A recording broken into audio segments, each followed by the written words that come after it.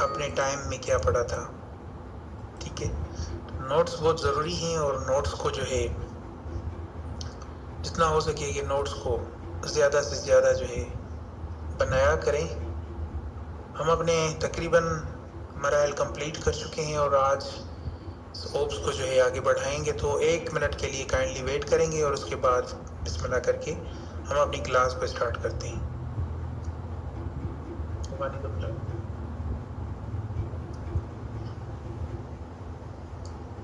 जो आ गए हैं वो ठीक है, जो नहीं आए तो वो आहिस्ता आहिस्ता आ जाएंगे। अब सबसे पहले हम सीखेंगे आज ओप्स अल्ट्रासाउंड को मज़ीद। तो सबसे पहले गेस्टेशनल सेक को जो है देखना होता है कि वो किस पॉइंट पर है। ठीक है, यूट्रस में है, एडनेक्सा में है, किस जगह है।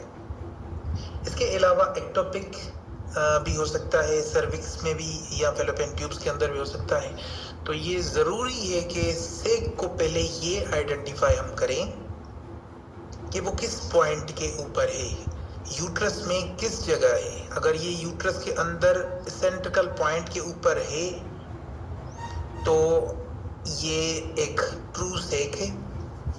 अगर ये फेलोपियन ट्यूब्स के अंदर है तो फिर इशू बन जाएगा, फिर हमने वो प्रेगनेंसी जो है मज़ीद उसको अच्छे से देखना होगा। और उसके अलावा अगर वो सर्विक्स में है तब भी वो एक एक्टोपिक प्रेगनेंसी ही कहलाएगा। अगर वो फेलोपियन ट्यूब्स के अंदर है तब भी वो एक्टोपिक प्रेगनेंसी कहलाएगा। अब से किस तरह से हम अल्ट्रासाउंड के अंदर नज़र आता है, यहाँ पे देखिए ये गेस्टेशनल सेक है बेसिकली। ठीक है, ये जो आप इकोजेनिक लाइन इस सेक के अराउंड अबाउट देख रहे हैं, ये इसकी गेस्टेशनल सेक की जो है लेयर होती है। ये जो देख रहे हैं आप यहाँ पे देखें, ये इसके राउंड अबाउट जो है इकोजेनिक सी जो है लाइन होती है। और ये बेसिकली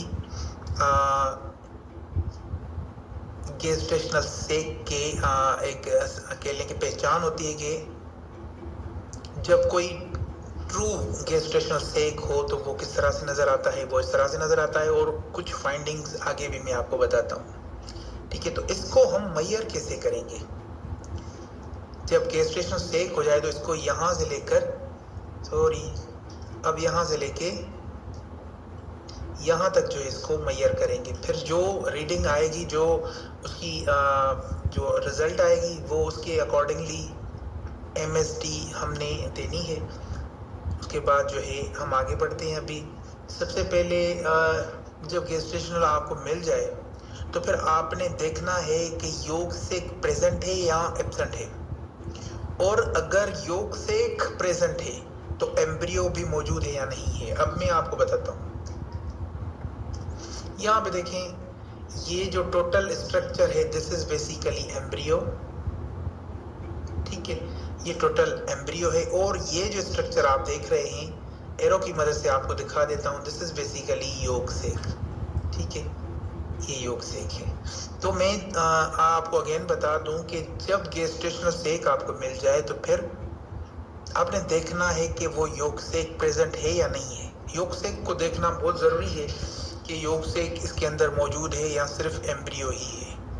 और अगर योग सेक प्रेजेंट है तो फिर एम्ब्रियो भी मौजूद है या नहीं है। और इसके अंदर जो फ्लाइकर है, जो कार्डियक एक्टिविटी है, वो भी देखना बहुत ज़रूरी है। क्योंकि कार्डियक एक्टिविटी के बगैर हम ये तय नहीं कर सकते कि ये एम्ब्रियो ठीक भी है या नहीं। क्योंकि वो मैंने आपको बताया हुआ है कि 6 महीने 6th वीक के स्टार्टिंग में ही जो है ये सब हो जाते हैं ये चीज़ें। तो जो लेक्चर्स आपने पहले नहीं देखे तो वो आप मुझे बता दें, अगेन आपको दे दूंगा। अभी थोड़ा आगे बढ़ते हैं। और यहाँ पे देखिए कि एक हमें सेक मिल रहा है, उसके अंदर योग सेक भी है, एम्ब्रियो भी है। यहाँ पे देखें, ये गेस्टेशनल सेक है, उसके अंदर ये योग सेक है और फिर यहाँ पे आपको एक एम्ब्रियो भी नज़र आ रहा है। फिर आपने क्राउन रंप जो लेंथ होती है उसकी मेजर करनी है जब पॉसिबल हो। ऐसे नहीं कि लेकिन अगर एक इकोजेनिक सा फोकस आपको नज़र आए योग सेक में से निकलता हुआ, ठीक है, तो उसकी आपने CRL लेनी है। इस तरह से बिल्कुल नहीं करना है। ठीक है, जब आपको योग सेकने से जो है कोई एक इकोजेनिक सा स्ट्रक्चर, यहाँ पे ये देखिए, ये योग से के यहाँ से एक स्ट्रक्चर आपको यहाँ पे मिल रहा है। तो इस तरह से नहीं करना कि यहाँ पे ही आपने मेजरमेंट लेनी स्टार्ट कर देनी है, नहीं, बिल्कुल नहीं। उसको अभी टाइम लगना है और ग्रो करना है, ठीक है। तो ये जब ग्रो करेगा तो फिर उसके बाद जब आप समझें कि ये इसकी मेजरमेंट लेनी चाहिए, तो फिर आपने उसकी मेजरमेंट लेनी है। वो किस तरह से, मैं आगे आपको बताता हूँ कि वो मेजरमेंट हमने किस तरह से लेनी है, ठीक है। लेकिन यहाँ पे एक चीज़ ज़रूर देखें कि ये देखें, आपको क्लियर हो रहा है कि ये एक योग से कि इसके राउंड अबाउट ये आप देख रहे हैं कि ये इकोजेनिक लाइन है, लाइन भी नहीं कह सकते लेकिन इकोजेनिक सा ये स्ट्रक्चर। उसके बाद ये कंफर्म है कि ये ट्रू सेक है, ठीक है, ये ट्रू सेक है। और ये ट्रू सेक जो होता है कौन से मुझे आप क्षमा रहे हैं, अच्छा ठीक है, ये ट्रू सेक है और इसके अंदर गेस्टेशनल सेक और उसके बाद ये आपको योग सेक नज़र आ रहा है, फिर एम्ब्रियो। तो ये कंफर्म है कि ये प्रेगनेंसी है, ठीक है। अब थोड़ा मैं आगे चल के आपको बताता हूँ। और जब पॉसिबल मतलब जब एम्ब्रियो बन जाए तो उसकी जो है आप CRL ले सकते हैं। एम्ब्रियो देखें किस तरह से, आप देखें यहाँ पे बन चुका है, यहाँ पे देखिए, थोड़ा गौर से देखें, ये यहाँ से लेकर यहाँ तक जो है इसकी हमने CRL लेनी होती है। अब ये मुकम्मल एक एम्ब्रियो का स्ट्रक्चर जो है बन चुका है, ठीक है। मैं आपको मज़ीद जो है ड्रॉ करके समझाता हूँ। यहाँ पे देखें, ये उसका एक स्ट्रक्चर है और यहाँ पे उसके पैर वगैरह भी नज़र आ रहे हैं। यहाँ पे ये इसका सर है, ठीक है, ये पाँव की जानिब और ये इसके फिर पाँव है, ठीक है। तो ये एक स्ट्रक्चर तो बन चुका है कि भाई ये एम्ब्रियो है। अच्छा, अब ये एम्ब्रियो है और इस एम्ब्रियो की हमने क्या करनी है, मेजरमेंट लेनी है। मेजरमेंट कैसे लेंगे, यहाँ इसके हेड से लेकर यहाँ तक इसकी जो है मेजरमेंट लेंगे।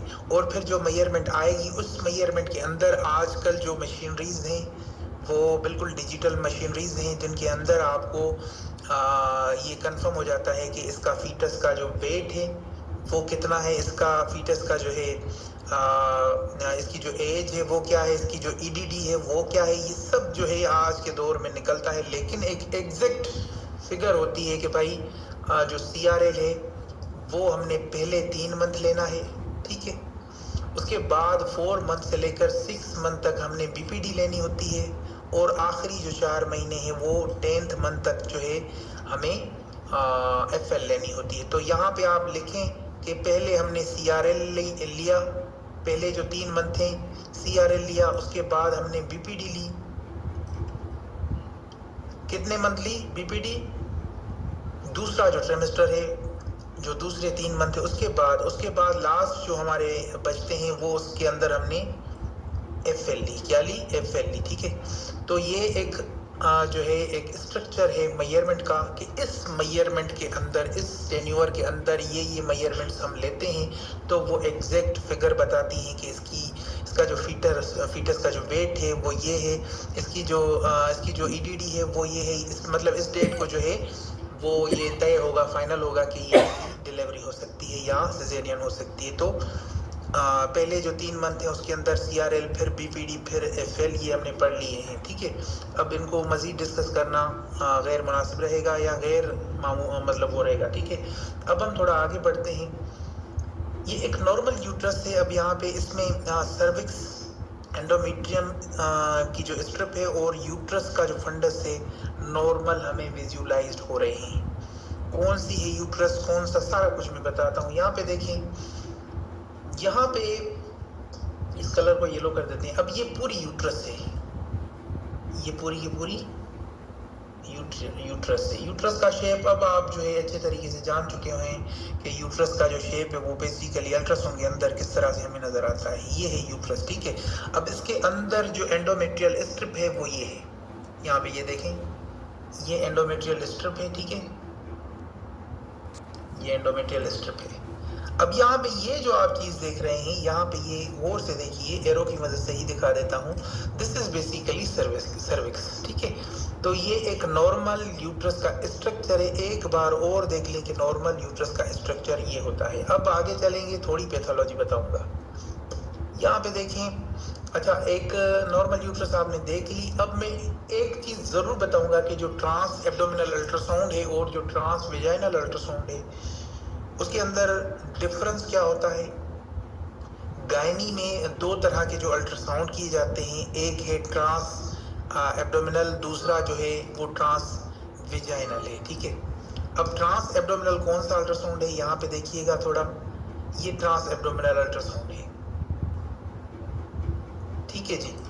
और ये कौन सा अल्ट्रासाउंड है, ये ट्रांस वेजाइनल है। यानी वेजाइना के अंदर प्रोब को जो है दाखिल करके फिर जो है अल्ट्रासाउंड किया जाता है, और वहाँ से साउंड बीम्स को जो है मजीद क्लैरिफाई करके देखा जा सकता है कि इसके अंदर क्या क्या कॉम्प्लिकेशंस हैं, क्या क्या पैथोलॉजीज हैं, और फीटस की जो ग्रोथ है, बेबी की जो ग्रोथ है वो किस तरह से हो रही है, और भी चीज़ें, बहुत सारी चीज़ें देखी जाती है। लेकिन मैं आपको एक बड़ी एडवांस टिप देना चाहता हूँ, लेकिन थोड़ा वेट करें और समझिए।